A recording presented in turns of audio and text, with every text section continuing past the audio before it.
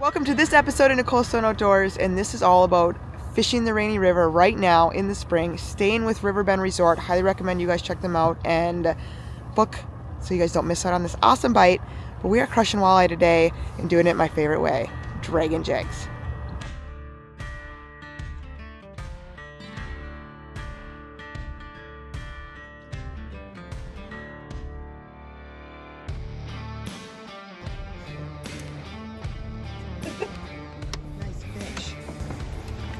You can bring it on the side.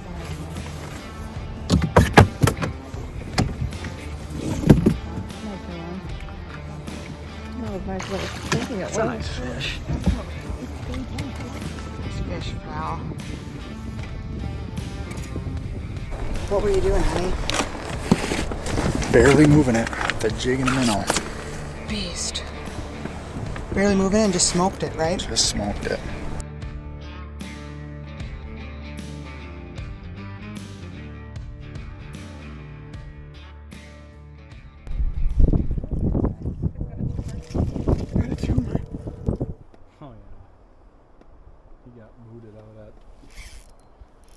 That's a nice fish. That's the one that just lost. Oh, please. Nail it, nail it. Yeah. Oh, you're good. Thanks for the net job. The classic Rainy River presentation is don't move it too much. Just let it sit down at the bottom. Look at that.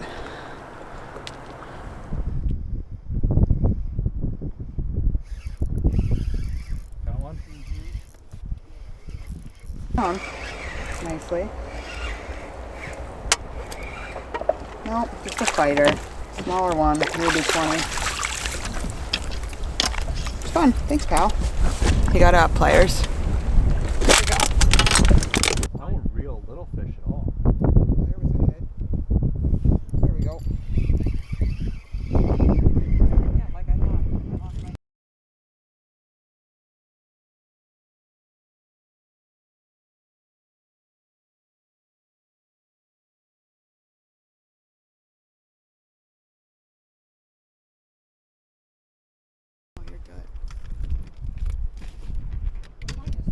I am waiting on my boat from a new partnership.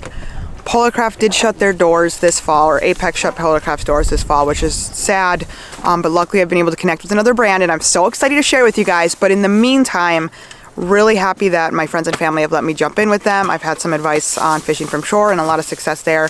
And you know, any way you can go fishing, there is no wrong way. Just get out on the water when you can, and boat or no boat, make the most of it, which is exactly what I'm doing today. Nice fish. I don't know what flavor it is. Plastics too. Brandon here has been slaying with plastics. Nice fish, pal.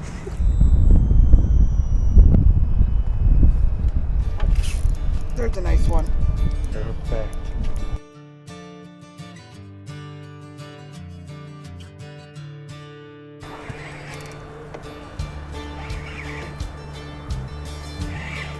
Oh yeah. Yeah. Yep. She's mid-20s at least.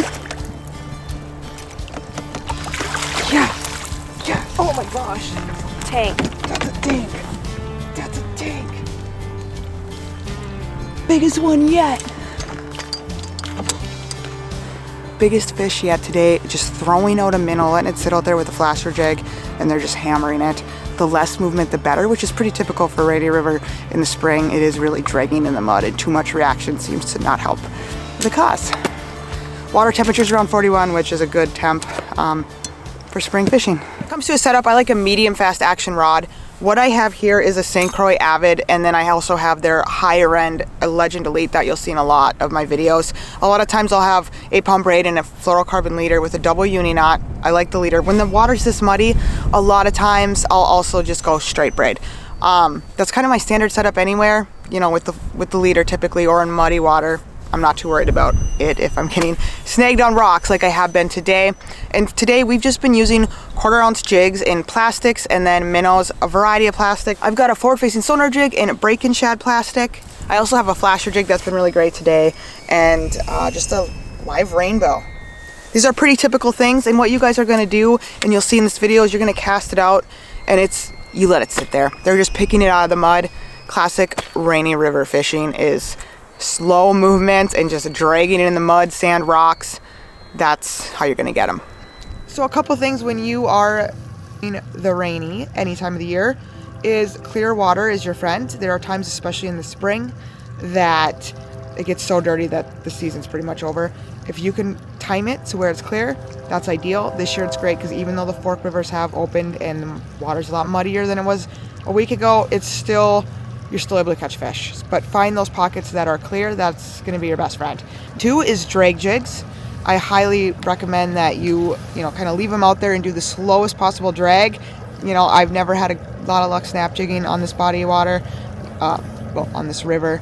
So definitely do the slow drag. You'll find a lot of success, and even let it sit out there for a while, to be honest. That was the key today. 3, look for current seams. This is especially true, I have found, on high flow years when some of my biggest fish I've caught have just been right on the seam. But even today, that was definitely beneficial. When you find those current seams, areas of slack water, that's going to help you, especially if you're in more turbulent areas of the river. So hopefully you guys can get out here. If you missed it this spring, I highly recommend going end of May, early June. It's going to be hot again with those post-spawn fish on the lake. They're going to be starving. I've caught some really nice fish end of May doing that. And then also get back out here October, the beginning of November, because it is killer when they chase the shiners upriver.